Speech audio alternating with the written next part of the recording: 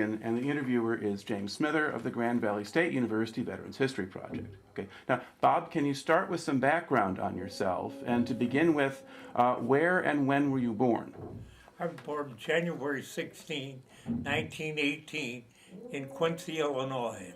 Okay. That's in northwestern Illinois? No, it was in central western Illinois. Central western. On the Okay. Mississippi River, just 90 miles north of St. Louis. Okay. All right. And did you grow up there? Yes, I grew up there and attended the business college there. Yes. Okay. And what was the name of the college you went to? Gem City Business College. Okay. And when did you finish that? I finished that, well, I have to really think back a little bit. I finished that in, I have to orient myself. Okay. Was that a 2-year school or a 4-year? 2-year, Okay. yes. So about 1939, 40? Yes. All right. Because in 1941, I went to Washington, D.C. Right. Now, as a civilian. right. Now, before that, when you were growing up, what did your family do for a living? My father had a grocery store, and my mother was a nurse, RN. Okay. And was your father able to keep his store in the Depression? No, he lost the store, and consequently, and then he died in 1933. And how old was he then? He was 50, I think 55, I think he was. Okay. So he was fairly old when you were born then? Yes, Okay. yes. He was about 15 years older than my mother. Okay. All right. And then did your mother then just keep working as a nurse then? No, she was always a stay-at-home Okay. until the business went under. All right. And then she went back and she did 12-hour duty, not in homes. Mm-hmm. Okay. And how were you able to pay for college? I generally did most of that in the business college.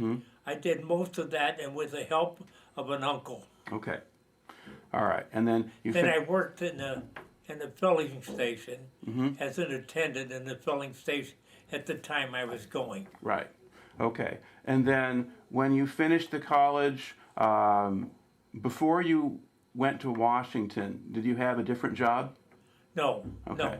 Well, yes, I worked as kind of like as an office boy in a company that had multiple operations, and their head offices were in Quincy, Illinois. Okay. And I worked as an office boy, and then they had a printing operation, a new concept with offset printing. Okay. And that's Washington sent out notices they needed people, and I took the exam and said I didn't pass, so I don't worry about that. But I got a call because of taking everything as long as your heart was beating and so forth. They needed employees there. Okay. And I worked in the Navy Department doing in charge of photographic layout for offset printing. Okay. In the Navy Department. Okay. And then were you in like the Navy Department's main building, or where were you working? I was in the Navy Department until I was drafted. Right. In January of 1943. Right. Okay. We returned home to Illinois from Washington because my wife was pregnant, and I got a stay of induction till January 30th. Right. Okay. But let's back up a little bit. I'm sorry. Okay, that's fine. Let's talk. Tell me a little bit about your time in Washington. Before Pearl Harbor, what was the atmosphere like? What was it like to work in Washington before Pearl Harbor?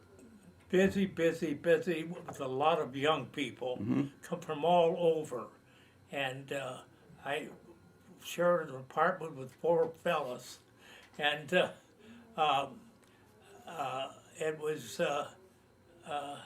we worked long hours. Let's put it that way. But I've got a good story to tell you about that. You will find interesting, and that is that one day the lieutenant who was in charge of the section where I was working, he said, "Bob, we've got to do something about the girl in your office, Shirley. She was seen walking around in Admiral, the admiral that was in charge of the Navy at that time, Ernest King." And he said, "We just can't have that."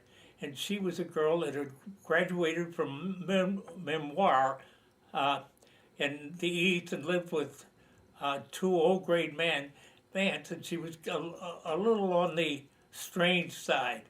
And so I was given the job to talk to her. And so I tried to be very nice to her, and so forth. And I got finished telling her this and that. We don't go to those places. And she said, "I'm awful sorry." She said, "My Aunt Mattie sent her brother Ernest King a note, and she wanted me to take the note." Was that what you were thinking of? Well, I just wanted to know but just generally what your experience was like then. Yeah, it was very busy. Okay. Now, everything was crowded. Now, do you remember what happened when Pearl Harbor happened? Yes. How did that affect things? Yes. It was on a Sunday morning, of course. And we had we went to church, and we were invited to some friend's house that for a delayed Thanksgiving dinner. And we got to the friend's house, and that's when they told us they bombed Pearl Harbor. And up until that time, I'd go to work on the bus, and everybody was crowded and all in civilian clothes, practically everybody. The night after Pearl Harbor, practically everybody was in uniform. And when we got to the Navy Department, with the Marines were guards at the main door with full pack and a helmet, and their rifles had the what do they call it? The bayonet? Yeah, unscathed, and it took us a little while getting into the Navy Department that morning. It was because it was so busy. Right. Okay. So after Pearl Harbor, how did things change in the Navy Department? They didn't change much of anyway. The only thing that because I left the Navy Department, is because I was going to be drafted. Right. And I wanted to go back and leave my wife at home to have her baby with the family. But your job with the Navy Department did not give you a deferment? No, no. What they did, they took some of them and they made Navy men out of them. And I'm just as glad as I didn't, because they worked those guys 24 hours a day, and nobody could complain. It was and they had them scrubbing floors and everything else.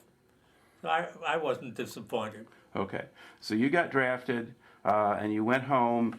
I went to Grant, to Port Grant, I think, or Camp Grant. Camp Grant, Illinois. In Illinois. And from there, they sent us back for New Year's, and we came back and were put on the train, and we left and went down into Fort Leonard Wood for our basic training. Okay. Now, in combat engineers. Okay. Now, did you know when you went in that you were going to be an engineer?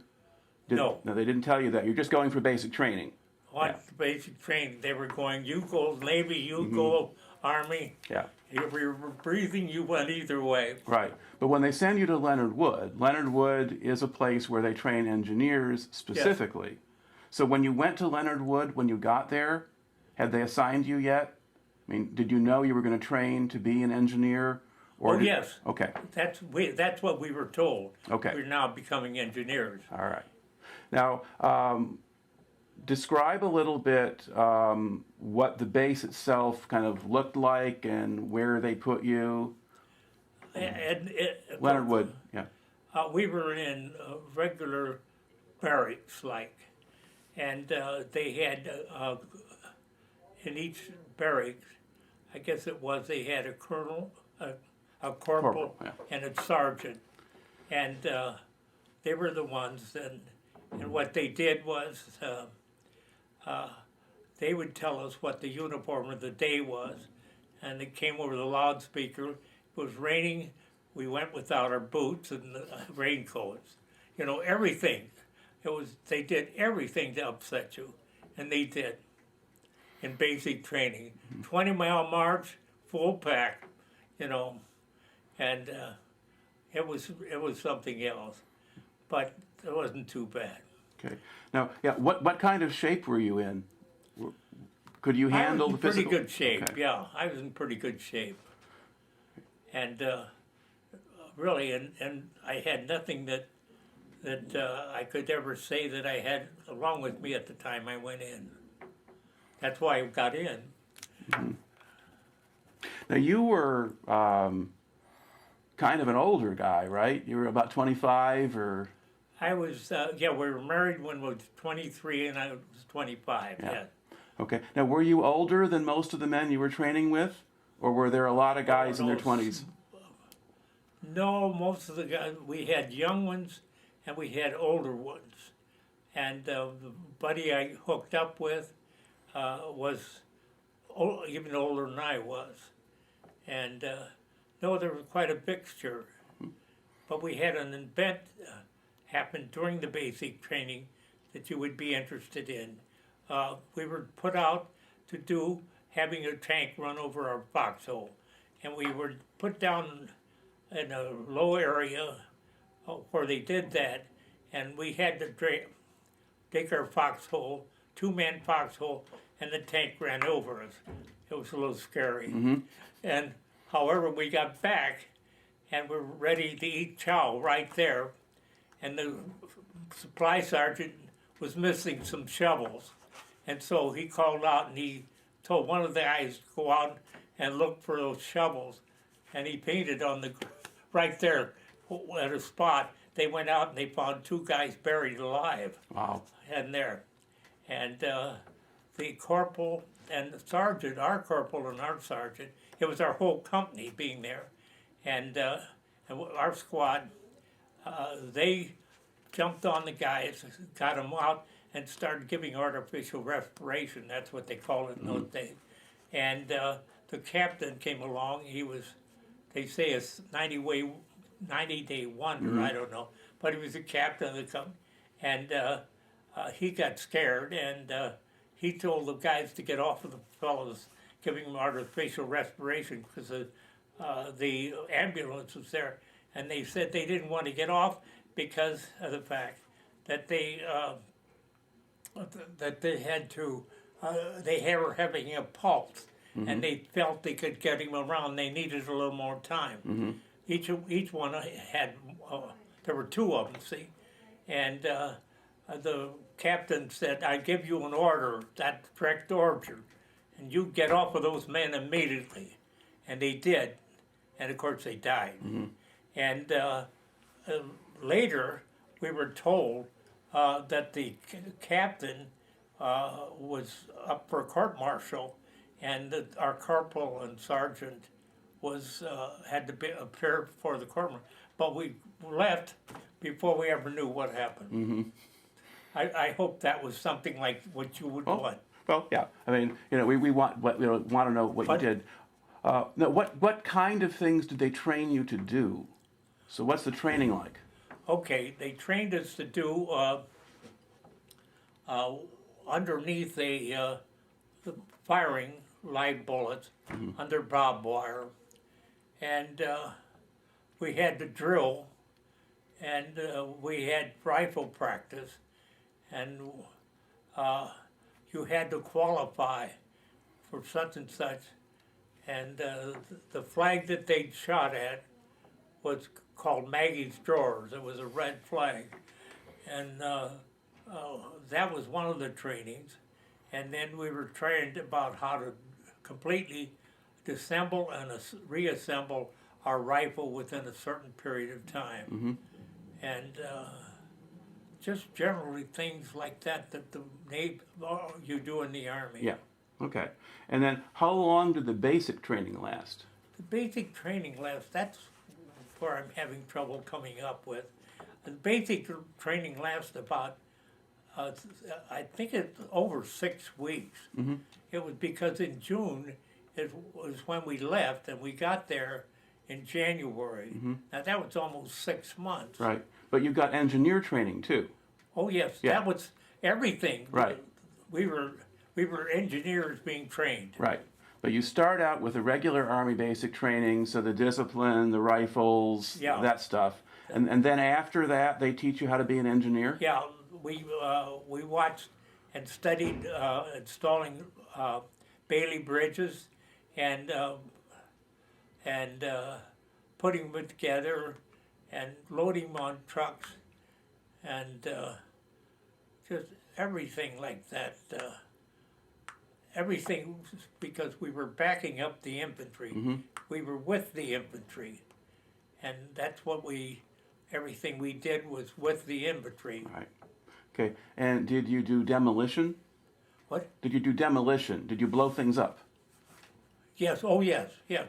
I can remember there was a compound C, it looked like a paste, like that they put up against the wall and blow it up, you know. Yeah, we practiced a lot of that. Okay. Because that was a very important part of our invasion in Okinawa. Okay. And then did they teach you any construction? You did bridge construction. Did you do any other construction? Or? No, Okay. no. And like mine sweeping or something like that? No, we didn't Okay. have to do any mine sweeping. All right. Okay. Were there any other things they trained you for? 'Cause Well, you- it slips me. That's okay. I'm sorry. That's okay. That's fine. It was a long But time ago. That's everything that we were supposed to do. Okay. And a lot of the things we didn't want to do. All right. Now, I looked at it this way. This is my personal opinion. Their job is to take the initiative and ingenuity out of a person and make them ready to follow orders, bing. right. And that's the thing that after I got out, I just never could get over that fact that that's what they did. Yep. But that's what they had to do, Right. don't get me wrong. I'm not being critical. Yeah. But it's how a military works, and it's certainly how the Army works. Yes, Yeah. that's right. That's right. And everything, we take these 20-mile marches, we take 10-mile marches. We had to build fires, you know, with just stones, with flint, and just everything conceivable we'd have to do. Okay. Now, during the time when you were at Fort Leonard Wood, how much contact did you have with your family? I saw my son once before I went. No, my son came down once with my wife when he was about maybe 4 years old, 4 months Months old. old, yeah. And then I saw him again when I got a finished basic training, and they more gave you leave. It was an overseas leave. They didn't tell us that, but that's what it turned out to be. All right. And I saw my family then. Okay. So you finish training, you go home, and then you come back, and they send you overseas. Right. Okay. So They sent us overseas we had to go back to Fort Leonard right. Wood. Okay. And then from Fort Leonard Wood, then what do you do? We went on the train, and we got on the train, and we were supposed to sit any place, you know. And I said, my gosh, here's a compartment. And one of the guys said, oh, let's go in there. And I said, oh, that's for officers. Get in there. We got in. And there are 3 of us, I think, that had a compartment. Is this what you want Sure. to know? We had a compartment all the way to Maryville, California, where we went to a replacement depot. Do you remember how long it took to get to California? No, I don't. All I can say is, then from there we went down to Camp Stoneman to a debarkation replacement depot. And that must have been, God, I don't know.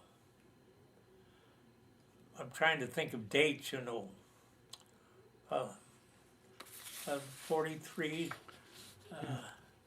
That would have taken. Okay, because your service record says you left the United States in August of 44. Okay, that helps me. So from there, we spent time after basic training between Camp Stoneman and Marysville and replacement depot. Right. And when you're at a replacement depot, do you have any duty or do you just sit around? Oh, we were just told to get out of the way. You wouldn't want to hear another little story about what happened in the barracks one night? This one guy always came in drunk afterwards, late at night. Wake up, everybody stumbling over trying to find his place. And they took his bed one night, and they just took the the 4-post and put him like that and put a rope in between them. He came in and he'd lay down and go down left this, and then he'd stand up and go down the other way. Oh, he was so mad, and he was swearing at us. He said, "I know you SOBs have been doing it." Yeah. But we just didn't have anything to do really during those. And when I was at Camp Stoneman, my sister was working in San Francisco, and she took me into San Francisco for a little walk around and eating at the top of the mark and riding the trolley car. Okay. And then, do you have an idea about how long you were at Camp Stoneman? No, it was only maybe 5 days Okay, at the most. so not too long. All right. And then from there, do you go on a ship or? Yes, and I was put on the ship. We were put on the ship, and I was went on guard duty on the ship. And on the ship, they had, I think it was 6 bunks high on and I was on the top bunk. And got out. I got sick, but no, I didn't get sick. I just jumped off of the bunk, thinking, "Boy, here we are in water. Oh, everything looked like." And I was sick the next 14 days until we got to New Hebrides, and then we must have stopped for refueling or something. And from there, we went down to New Caledonia, which is off the coast of Australia, about 500 miles. And we again placed in the depot. And we spent the time in the depot there. And that was good duty because, again, they get you up in the morning, you'd get up and you'd have to go through the order of the day, just doing that. And then they'd say, "Get lost." And we'd go over on the beach and we'd read books and sit over there and come back when it was time. But I made acquaintance with a fellow, and we played bridge a lot then. He was a good bridge player. He was then, and he became a fast buddy all the way through. And he came, he was at Syracuse, and I think he was about 18 years old. Okay. Now, on New Caledonia, I mean, that's a tropical island. I mean, was it hot there? It's a tropical island, no question about it. And go ahead. And so did you sleep in tents or in barracks, or what did you have? No, tents, yeah. And we had, we slept on regular cots there. And this one night I'd been out with, it just so happened that I got a call, and it was a captain in the Army and from Quincy, Illinois. And I knew his mother knew my wife real well. And they figured out that's where we were, and he called me, and we went out. I went to his tent the first night, and they were having a distribution of whiskey, And he said, "Here, Bob, here's one for you." And I said, "Oh, God." No, I said, "I don't." "No, go ahead. It's only $1, Bob." And I said, okay, I'll take it. So I said, I'll take it back to the fellows in the tent. And I took it back to the fellows in the, oh, they were delighted. I said, oh, all you guys do is owe me $1. I never saw $1, but they enjoyed it. Okay, so And he and I enjoyed this buddy playing bridge a lot that way. okay. Now, when you were on New Caledonia, did you see any of the local population, or did they keep them away? No, we didn't see much of the population, but I was impressed by the attractiveness of the girls. They were different, you know. They were southeast, caramel color, you know, and very, very beautiful gals. That surprised me. I surprised all of us. Of course, the French had been there a long time, so What? the French had been there a while, so that might have helped. Yeah, yeah. Okay, so you're there for a few weeks, and then they move you on. I think we were there at least a month or so, Yeah. something like Yeah. that. And then they put us on a boat, and we went to Hollandia in the New Guinea. Hebrides there. Well, Hollandia is New Guinea. Hollandia, yes. And Hollandia, they transferred us to a Navy attack ship, and all of us, and a bunch of us, and that we took to Leyte. And on the way, they came on the radio and they said, "You're passing a lot of islands. Don't get the idea that you jump off, you can swim to shore, because you'll be met by the Japanese, because they were head chopping, you know." So, and then we got to Leyte. You want me to continue about going into Leyte? Yeah. And when we got to Leyte, they had ships,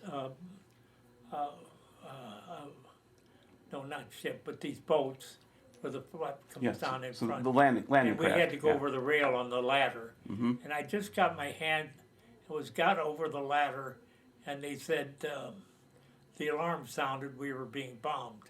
And we saw a dive bomber coming down. And I thought, where am I going to hide? Everybody was ahead of me and leaning against, there's no thing. And it went down like that. And it looked like it went down in the hole of the ship right next to it. Now, I don't know if it did or if it went on the other side of the ship, but it disappeared. And then we got in and we went into the shore. And of course, we weren't met with resistance at the shore. And I was, we were pushed around, said, stand here a little bit, wait here a little bit.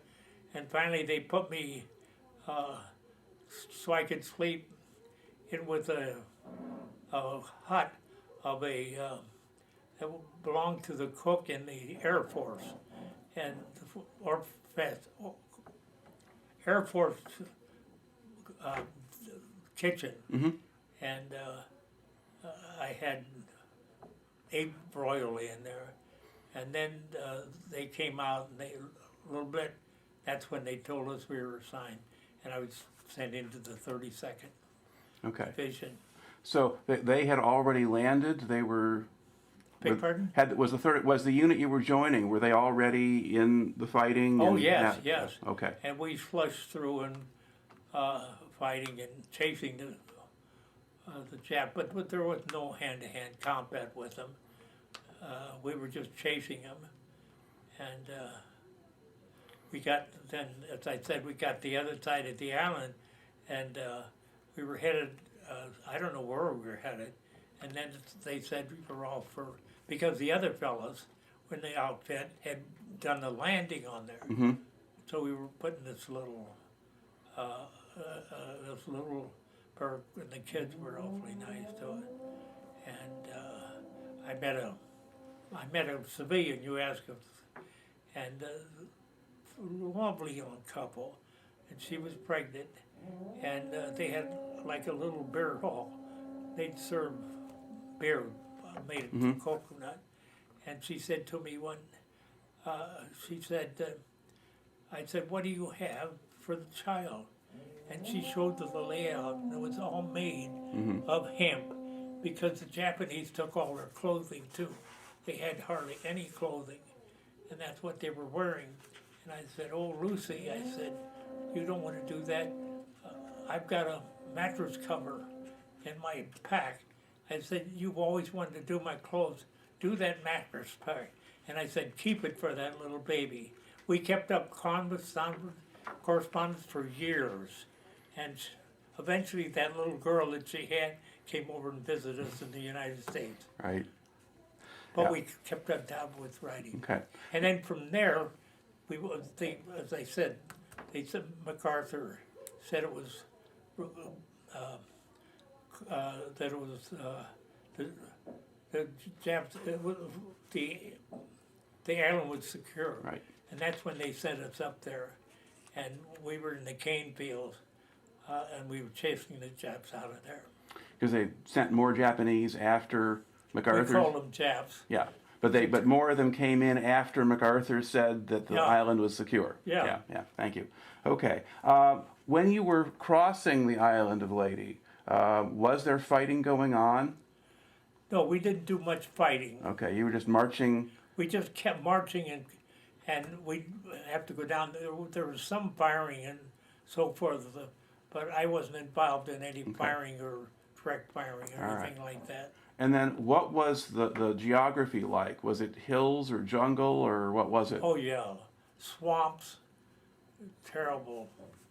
You were walking swamps most of the time, and we were chopping down trees to make a road. That's where we made bridges too at that time. But we were infantry doing Right. that too. Okay. Did you have problems with bugs or leeches or things like that? Yes.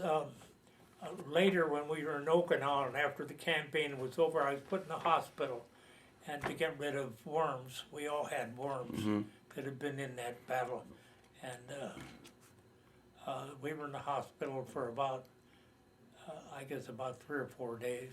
Okay. All right. And so you're on Leyte, and then you get assigned to a different unit. Right. What happened was we were transferred, and as the 32nd, we were going to be the 11th wave, and we were glad when we got transferred to the combat engineers, and we were telling some of the old combat engineers, infantry guys, we were glad to get out of the infantry and get a. They said, "Buddy, you're on the assault wave." So we had quite a surprise. But that was And, the assault wave for what invasion? What's that? So the assault wave where? To Leyte, to Okinawa. Okinawa, We went from Leyte okay. to Okinawa. Okay. And we were put in LSTs. And they had the. Well, I won't go ahead. You go ahead and ask questions. Okay. So you're assigned specifically to the 13th Engineer Battalion? Yes. Yes. Okay. And that's part of the 7th Infantry Division now. Yes, that's Okay. right. All right. So they put you on LSTs. So is your now? Do you know which company you were in, or? It probably tells her. I'm not sure. I guess they give you a couple of different ones. This is H&S Company. Yeah. Do you know what H&S would refer to? What? It says H&S Company. No, I don't know. Okay. I don't remember what that was. All right. Regardless. Oh, I remember that. That was after we finished. Oh, okay. That's your last unit. Yes, and I was put in headquarters company. Headquarters after company. we finished. Okay. All right. But in the meantime, you're a combat engineer. You're in an engineer battalion, and you're going into Okinawa on the first wave. Yes. Okay, can you under the describe- assault wave. Yeah. So describe that.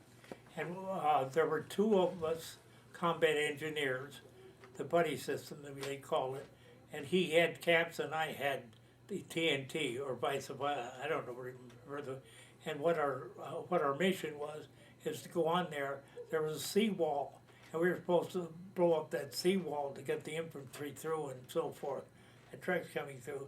Well, what happened was, as they've done, they had explained how they had it. Maybe you've read, but they had battleships away, and then the cruisers, and then the light cruiser, destroyers, and they were all throwing at the same time. Plus, I've never seen so many airplanes in the sky at one time. They were all fighters off of carriers, and the noise was just unbelievable. We could see as we went out.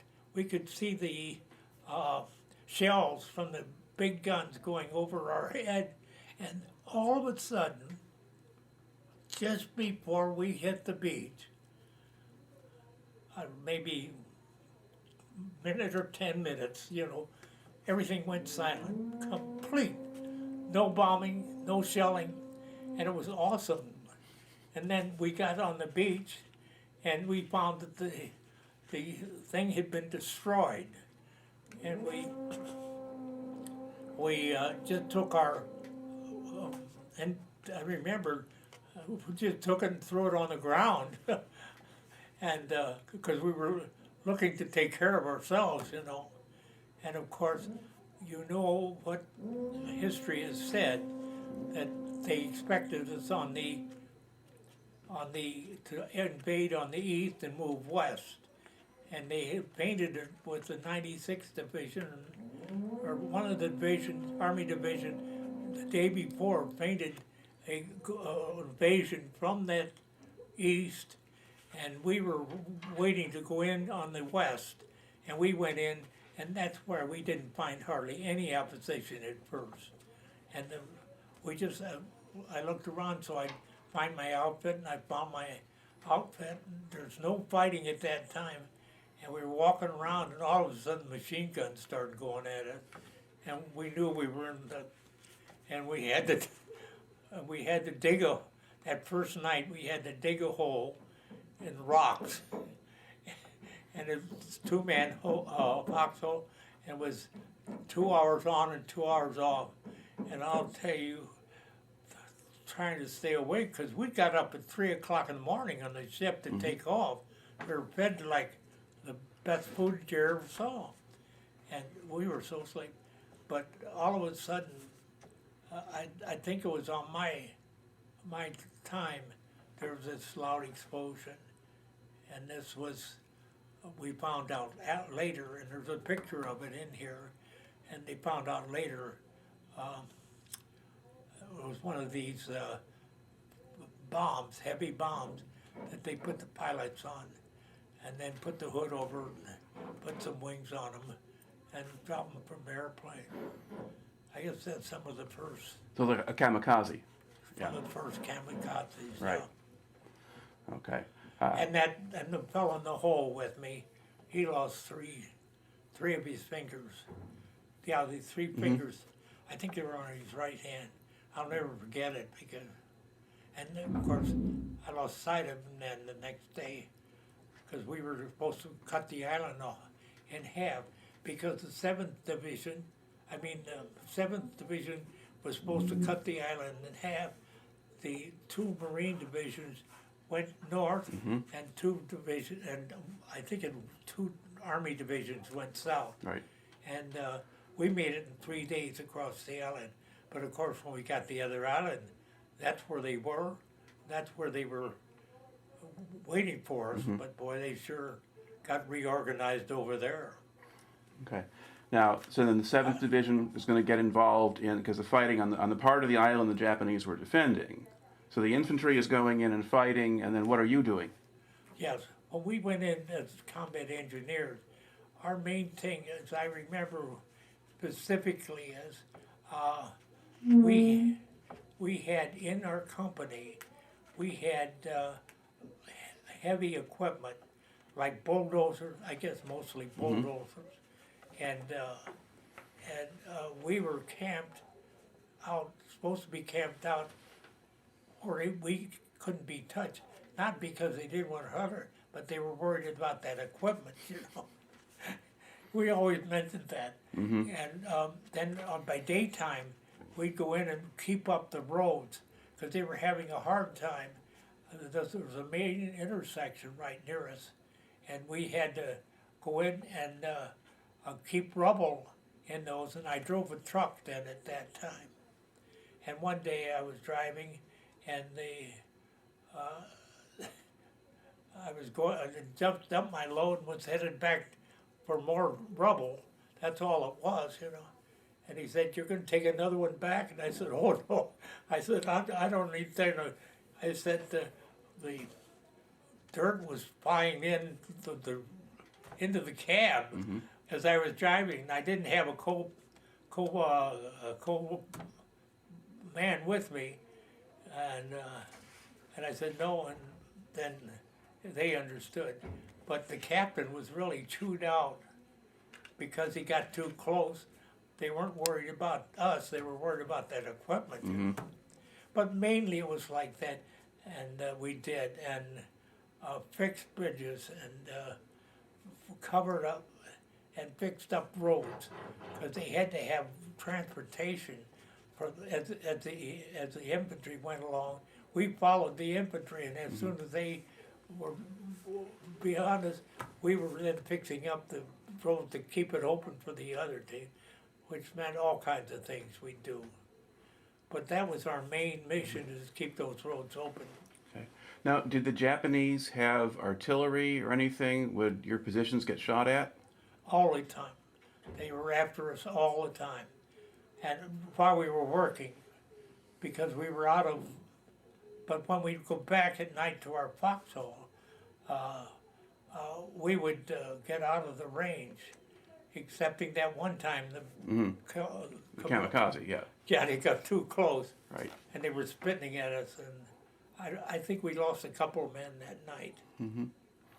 So that's mainly was, and this one time, I was taking a load of rubble, and they said, "You go such and such," and they were trying to tell me where to go, and I thought I knew where I was going to go, and finally I thought, boy, this is strange.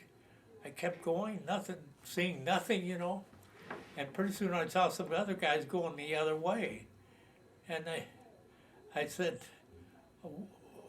I asked him where they were going, and he said, "Where have you been?" I said, "Oh, but boy's quite a way there." He said, "You were behind lines, you better get out of there." So I don't know what I did with my load, but I went back because I'd lost where I was supposed to take the rubble. But mainly, as I said, and then the one time we had to go out and take a Bailey Bridge, and I was driving the truck and up through the mountains, and we couldn't use lights, and the brakes went, and this was in the Army. This happened so frequently. This, these pneumatic brakes, the valves would get broken, the cable, and suddenly I had no brakes going in the mountain with no lights, and I had to keep downshifting, and that was a mess. And then when we got down, they stopped our our trucks. There's more than one, and they said, "Get out, make fast for the night." And we slept with a lot of dead Japs there. They were waiting till we got there. The Japs had gone on the other side of the river, and we had to get the Bailey Bridge up and get it going, so they could get across. So in and out, it's hard to explain each and every little thing we did. Like this one time we were putting R&R, well, that meant sitting on the side of a hill, sitting with a foxhole with the tent over us. And it rained a lot. And everything came down in our home. We sat in water. I often wondered why I never got a cold or anything. Because we were in water most of the time, slushing. I'm sorry, if I just... No, you're doing great. Oh, yes, because you're... And so we finally got out of there. And one day the truck went out, and I couldn't go for some reason or other. I was given another duty, and he was hit with a shell and destroyed the truck. He was killed too. But I'd have gotten the same thing if I'd taken the truck then. So we were always in danger of shelling, and we didn't have any kind of hand-to-hand combat. We had Japanese where we had our foxhole this one time, right after we crossed and cut the thing in half. We were allowed to write home, by the way, that we cut the island in half in 3 days instead of the 7.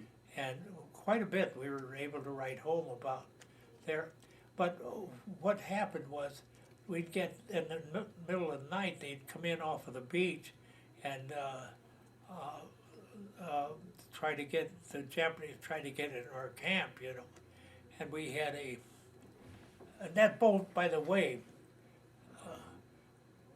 if I can just say, I met my buddy when we went from engineers to, from infantry to the engineers on Leyte, and he was with me in the same outfit all the way through there.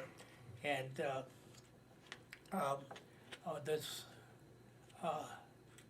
so one night we were in our holes and the Japanese got through, and this one guy in the guard duty got slept. Oh boy, my buddy was so mad.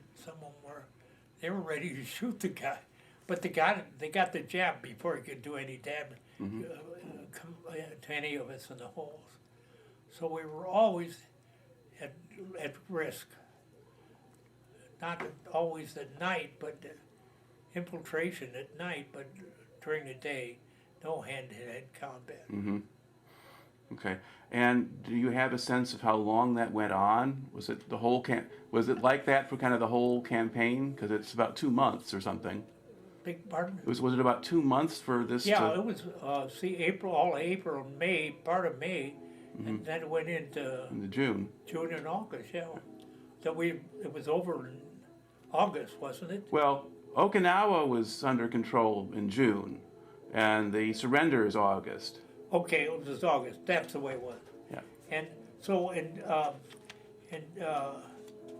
June, when they put us in, and after they surrendered, after the campaign was over, they were still fighting, but not in Okinawa. Right.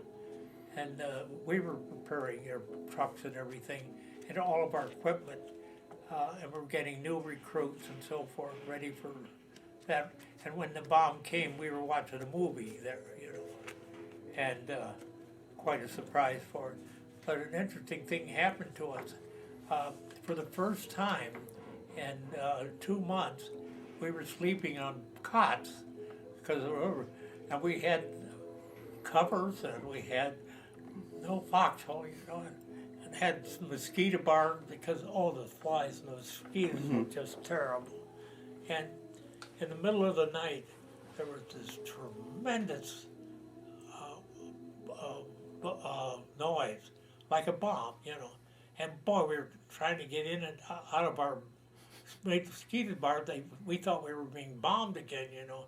And what had happened is the battalion sergeant had a still, and he was making Raisin Jack and selling it for $10 a pint, and that dang thing flew up in the middle of the night.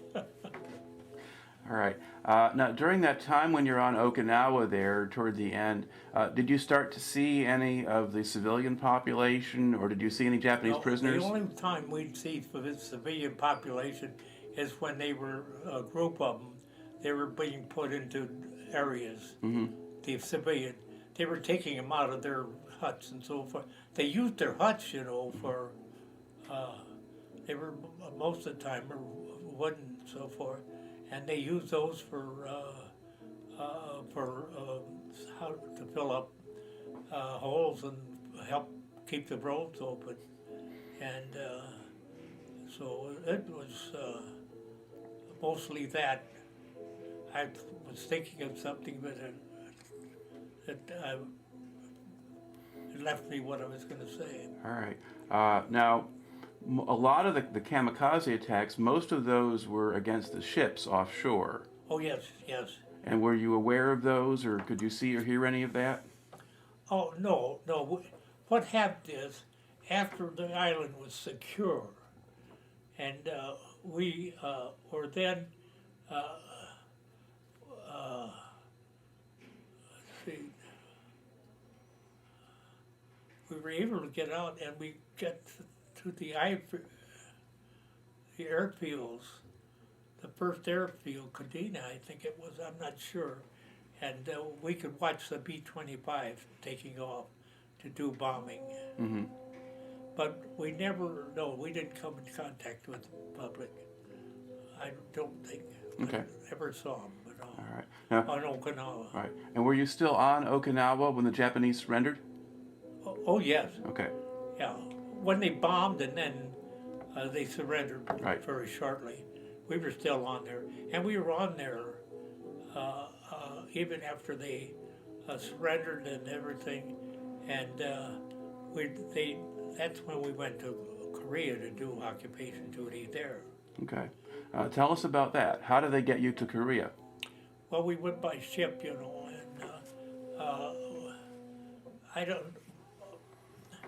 and I don't know if we went by LST or regular ships.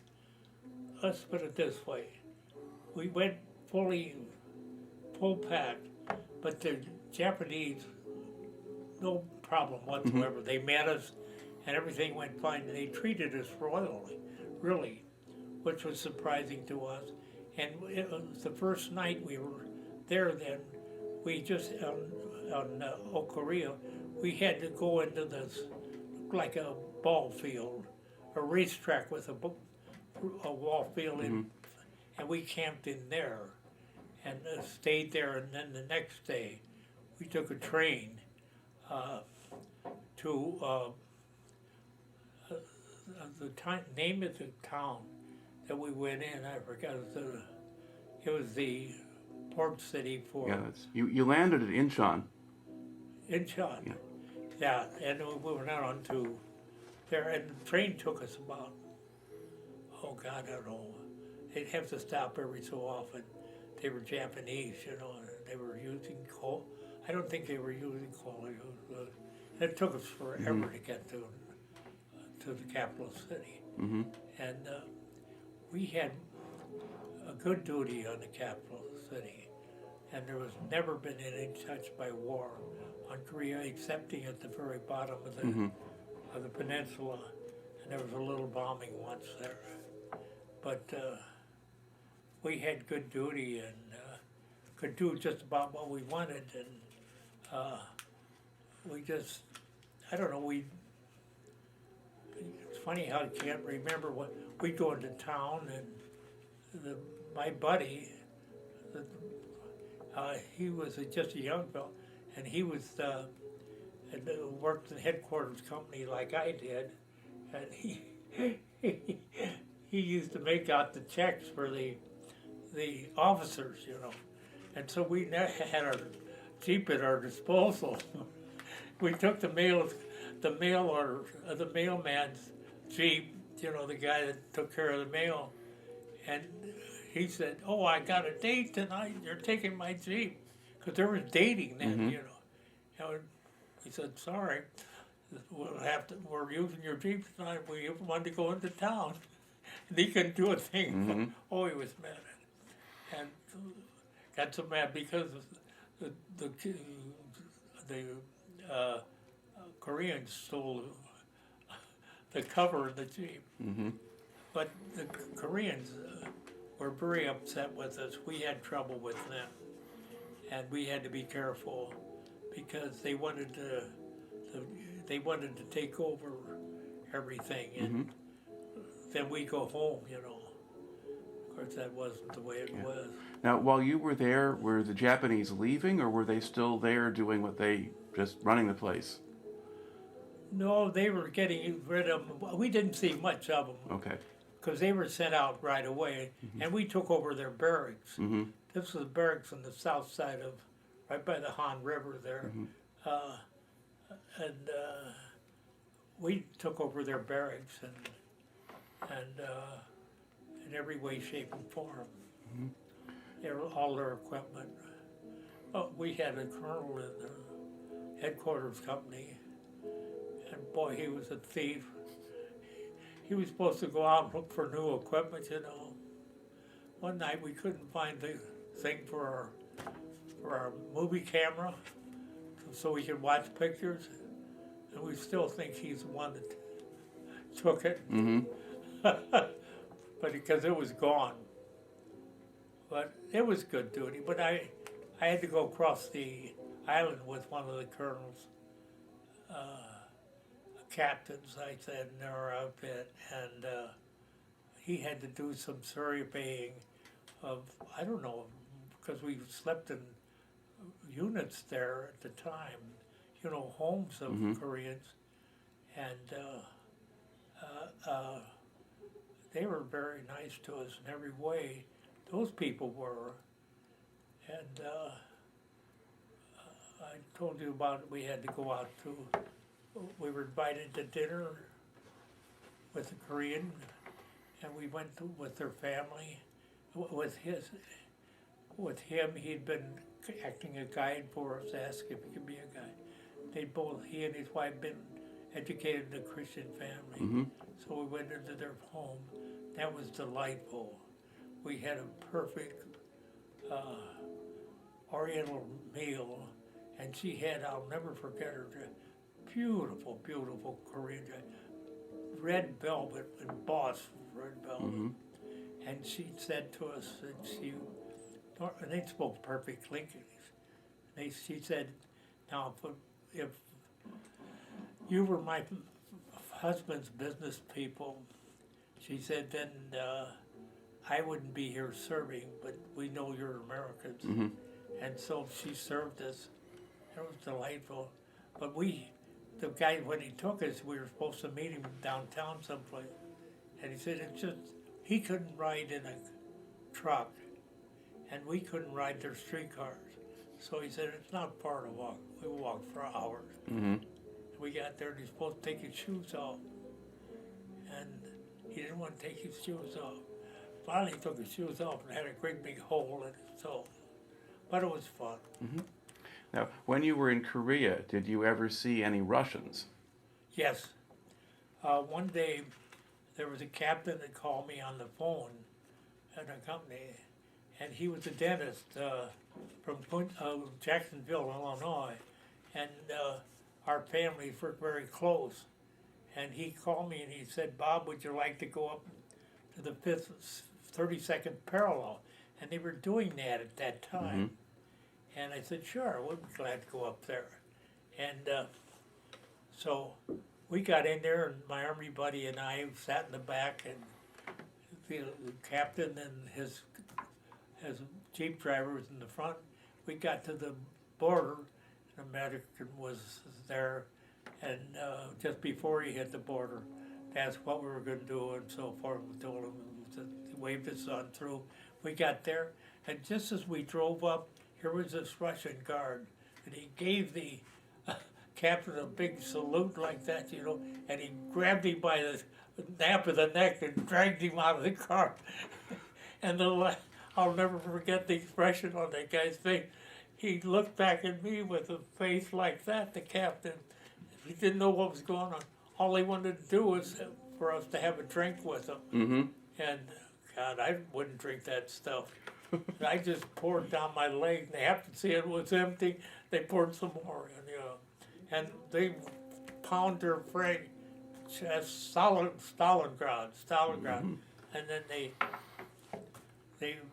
asked us where we were from, you know.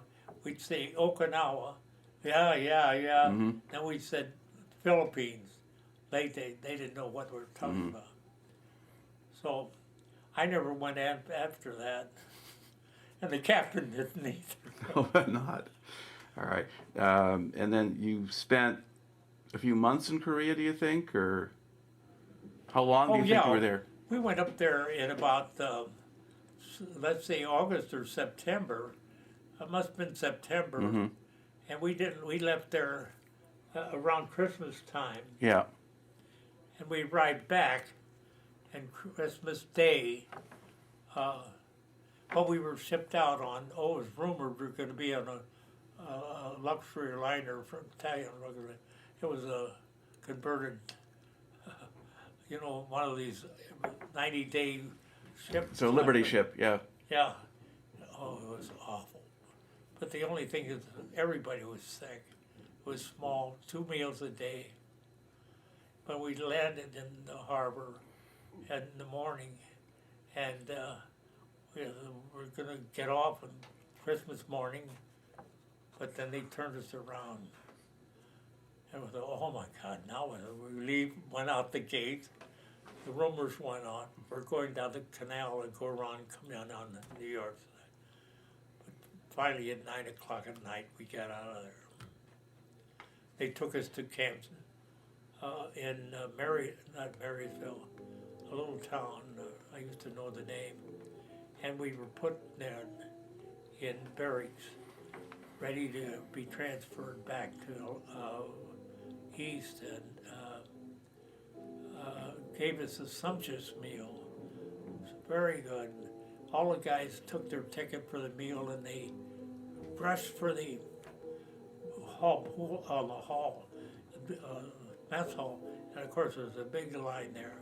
And on the way over there on the train, I noticed that here I saw a little light, and here was a telephone booth. You know, they had telephones we could make. And I stopped. That's the first place I went with. I thought I could eat any time, but I want to call my wife. There wasn't a soul in there. I called, went over to eat.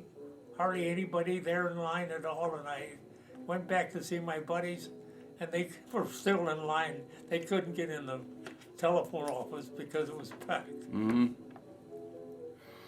So I got home, and I got a picture here someplace of my arrival home that I brought along with me. All right, and that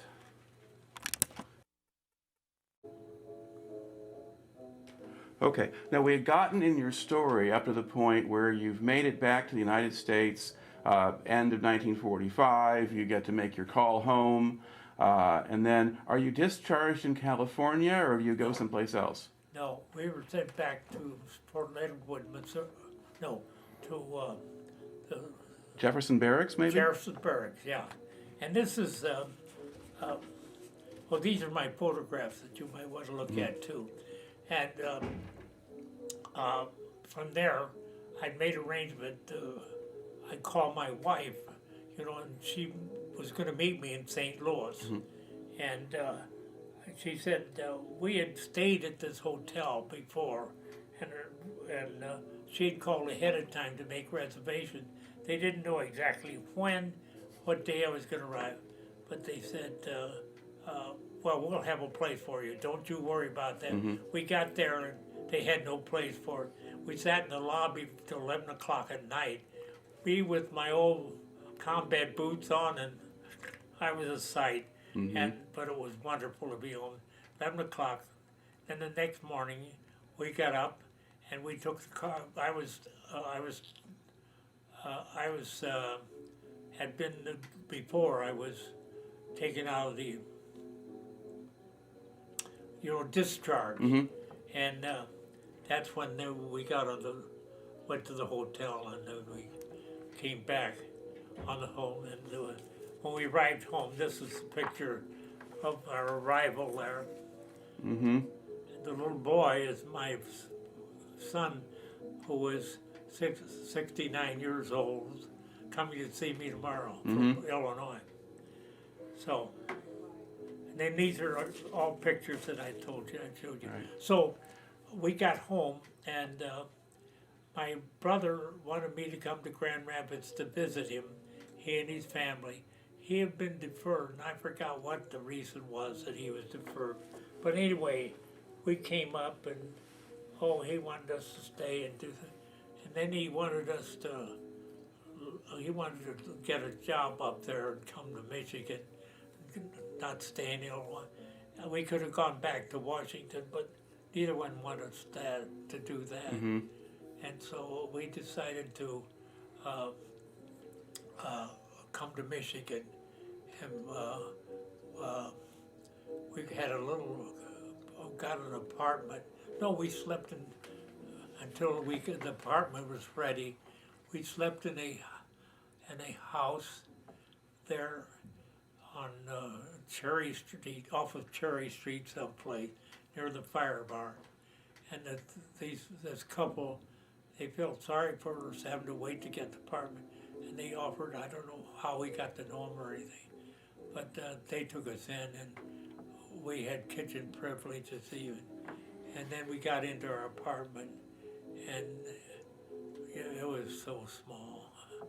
It was somebody had taken her upstairs and made an apartment, one bedroom, one living. They took one big bedroom, divided it in half, made a living room and a bedroom and a small kitchen, stairway up and down.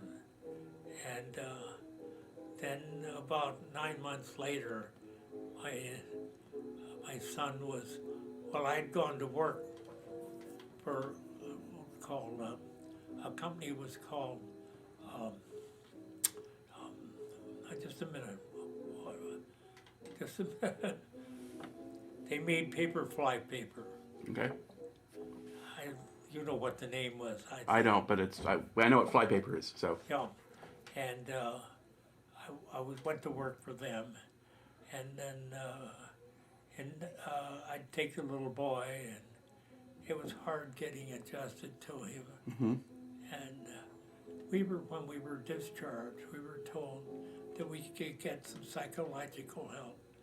We all said, well, all we want to do is see our discharge paper.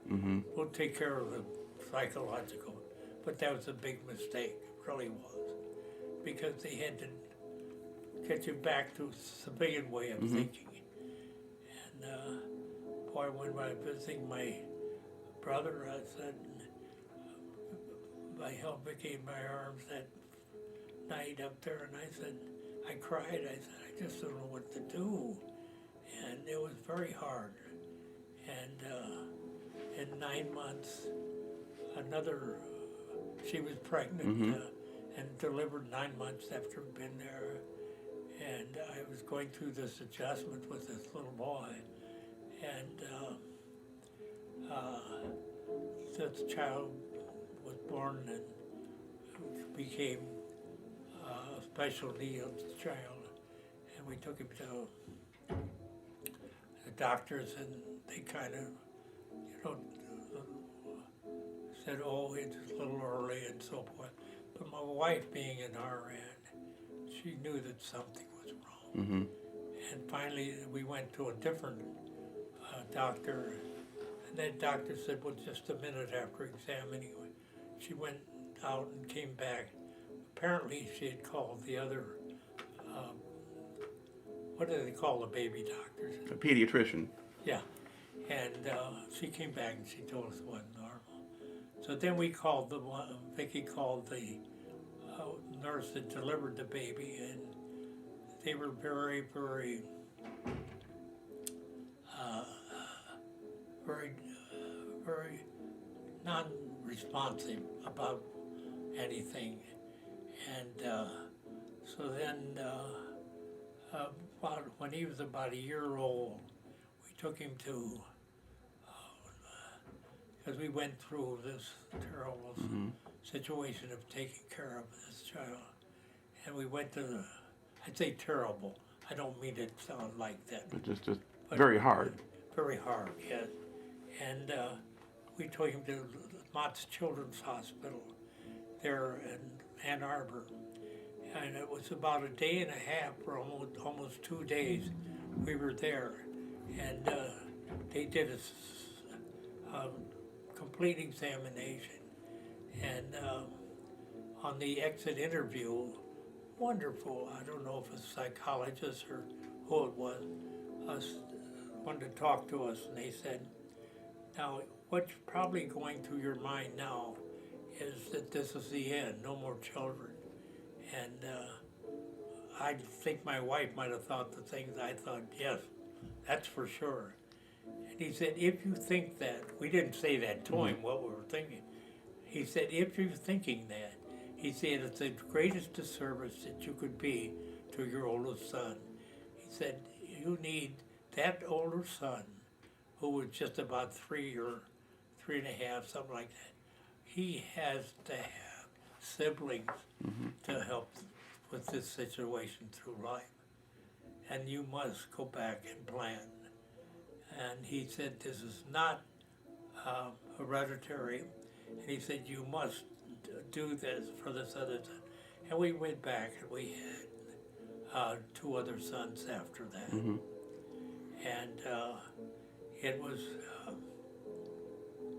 it was still difficult, but they gave us the diagnosis was that they had cerebral palsy, paraplegic type with mental retardation. And that's the official order they gave us, or the official diagnosis. So we came back, and it was still difficult because I couldn't give them, first of all, I started the first 9 months with my son, and I couldn't give him the type of thing that he should have at that age. And then after my one was born, we were busy with the other son, and we've talked about it after we got older, and he said, those are past things, Dad. We got to forget about them. But I felt awfully, but I went through a lot, and he must have gone through a lot too. And so I should say, in this picture here, when he came from the train, what happened, and you'd be interested in this, I'm sorry I went back, but during the time I was gone, my wife always took a picture of me, and she'd take it to him in his crib and say, now kiss Daddy goodnight, and he'd kiss the picture. And however, everybody else referred to that picture, Bob. And so when he met me at the station, I said, hi, Hobie. And he said, hi, Daddy Bob. And for, about 4 or 5 months after that, he always called me Daddy Bob. But then he dropped the daddy off of it. And then Hope was a nickname of mine when I was in high school.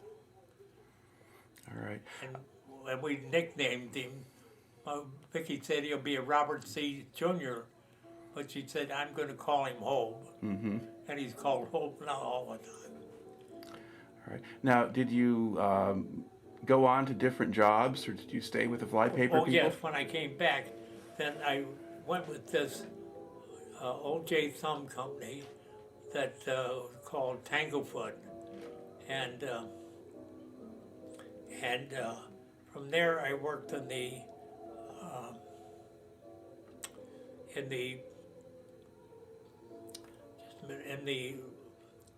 lab as a quality control man, and I go out and do quality control work.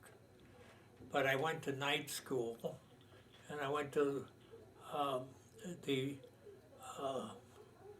Michigan Extension School down in the old in the junior college building there, and I took a course on statistical quality control, and I did that throughout my life wherever I lived. I would go to different universities, getting courses and things that I wanted to see have, like production control and everything, and even down in Dayton when we lived in Ohio, I'd go and take a course on, and I wouldn't take for credit.